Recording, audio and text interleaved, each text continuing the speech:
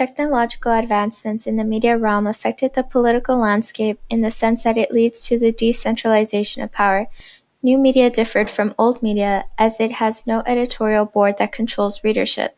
There is multiple authorship. That is, people that were previously screened out on generating content on old media can become active contributors to what is posted.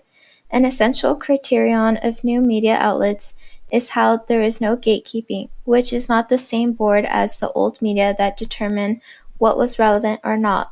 Although people misuse the internet and manipulate fake news, the internet brought about more good.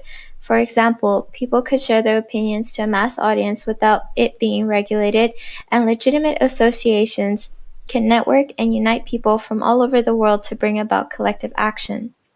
Also, in new media, there is a greater access to information, the ability to produce and disseminate messages, and the ability to communicate globally.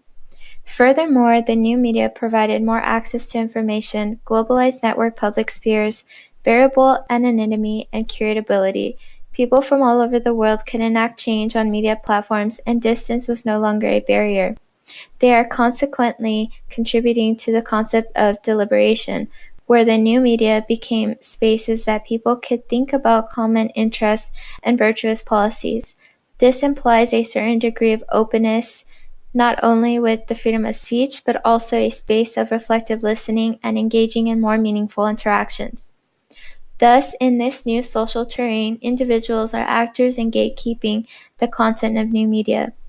Zeynep Tufekci, a Turkish scholar in Twitter and Tear Gas, expanded on the advantages of new media.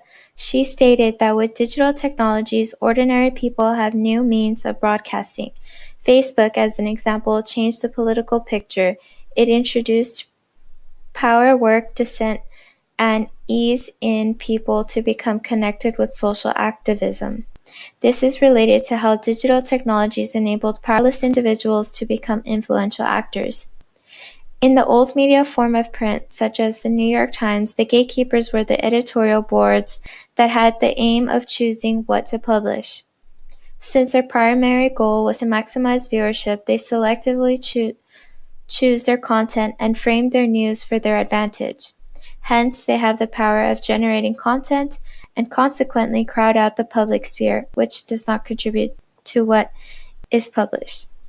In regards to social networks and social struggles, each type of network, such as the ordered and random, will produce different types of effects. That is, they will react and act differently. The essential question is, how easy or difficult is it to coordinate action within these networks? In ordered social network, people know people proximate to themselves. In other words, people are connected, but the social network is not direct. It is extremely difficult to coordinate activities within the network. Whereas in random network, connect nodes with arches that are randomly generated by computers. The average distance of steps is dramatically lower than ordered. Additionally, centralized commands are how the actions amongst the networks are synchronized. The ordered network is related to the small world phenomenon, which is caused by the interconnection of technology. Therefore, modernity, the network was constructed in similar ways to the ordered view, where there can be new neighbors, but these individuals do not know someone in the other village. Technology is accelerating the small world phenomenon in the sense that the world is becoming smaller in terms of more densely interconnected. That is, the distance between the nodes is diminished. The homophily principle is operating in the sense that social networks are homophilous, which means they are naturally occurring networks will be similar to ordered. Also, a question that could be posed is how social media could generate distinct social network. Human beings are still homophilous animals, but the principle of social network could work in different ways.